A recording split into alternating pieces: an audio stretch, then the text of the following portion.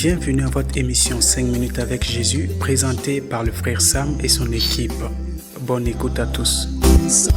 C'est une grâce immense de vous retrouver aujourd'hui, chers amis, et partout où vous êtes, que vous nous écoutez, que ce soit en Afrique, en Europe, en Océanie, et partout où vous êtes. Je sais que Dieu lui-même vous localise par sa parole, par sa grâce et par la guérison divine, par sa puissance. Nous sommes toujours dans le livre de Genèse, le chapitre 5, et nous avons entamé le verset 3 que nous n'avions pas fini de décortiquer. Parce que cette question de la chute humaine, la chute de l'homme, il nous faut comprendre la gravité, il nous faut comprendre tout ce qui est autour de ça pour que nous puissions apprécier ce que nous avons perdu. Si vous n'avez pas compris et apprécié ce que vous avez perdu, même quand vous allez retrouver, vous n'allez pas savoir sa valeur. C'est quand vous savez, c'est quand vous comprenez la valeur de ce qui est perdu. Vous voyez, quand nous parlons de l'arrivée de Jésus et la nécessité de la restauration de la race humaine, beaucoup de gens ne savent pas l'intensité, ils ne savent même pas la valeur du prix qui est payé par l'arrivée de Jésus. Parce qu'ils ne savent pas la gravité, l'immensité de notre perdition. La façon dont nous étions perdus qui a amené Jésus, qui est le Fils de Dieu, qui est la parole de Dieu, qui est devenu incarné pour venir sur la terre.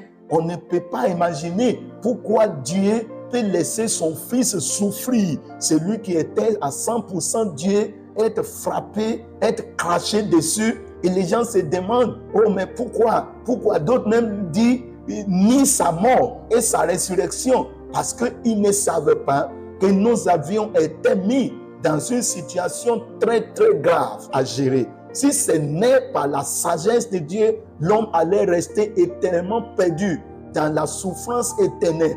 Mais aujourd'hui, grâce à Jésus et grâce à la découverte de ce qui est passé, que bien aimé, la vie que nous portons après qu'Adam fut chuté, c'est une vie totalement détruite. C'est une vie qui est dégradée. C'est une vie que quel que soit ce qu'il possède, qu'il a l'or ou diamant, qu'il a des milliards d'argent, c'est une vie misérable, c'est une vie pauvre. Donc je relis le verset 3 de Genèse, le chapitre 5. Adam, âgé de 130 ans, engendra fils à sa ressemblance, selon son image. Selon son image. Et il lui donna le nom Seth. Dieu a dit à l'homme, il a béni son image. Il n'a pas béni l'image de l'homme. Vous voyez ça? Je veux que vous compreniez, que vous notez ça. Ce n'est pas l'homme que Dieu a béni. Ce n'est pas l'homme naturel. Ce n'est pas l'homme égoïste. Ce n'est pas l'homme colérique. Ce n'est pas l'homme qui fait du mal que Dieu a béni. C'est pour ça que je voudrais que vous sachiez aujourd'hui.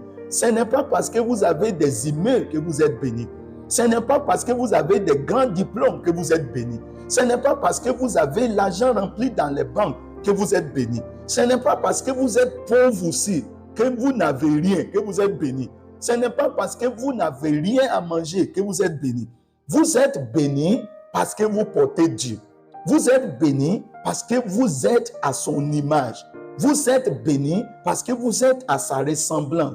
Et vous voyez, lorsque Jésus-Christ était venu sur la terre, il n'a pas eu de chars, il n'a pas eu de voitures, il n'a pas accumulé de milliards, il n'a même pas construit une seule maison. Mais il était béni parce que la présence de Dieu était avec lui. Il a accompli la volonté de son Père, il est mort et aujourd'hui, il est assis dans la droite de Dieu, dans les lieux de la gloire. Je vous dis aujourd'hui que l'image de Dieu, c'est ça notre bénédiction. Cet homme, il commence à faire les enfants à son image. Ce n'est plus à l'image de Dieu. Il va se marier à son image. C'est pour ça, la famille, c'est toujours des querelles. C'est toujours des palabres. Chacun se défend. Chacun défend son intérêt. La femme peut acheter son terrain quelque part et cacher les papiers. Le monsieur peut avoir des enfants dehors et cacher ça. Ça, ce n'est pas l'image de Dieu, c'est l'image de l'homme. Aujourd'hui, je prie que la puissance de Dieu vienne sur votre vie et que vous ne vivez plus à votre propre ressemblance, mais que vous vivez à la ressemblance de Dieu, que votre vie et vos foyers soient à l'image de Jésus. Au nom de Jésus-Christ, Amen.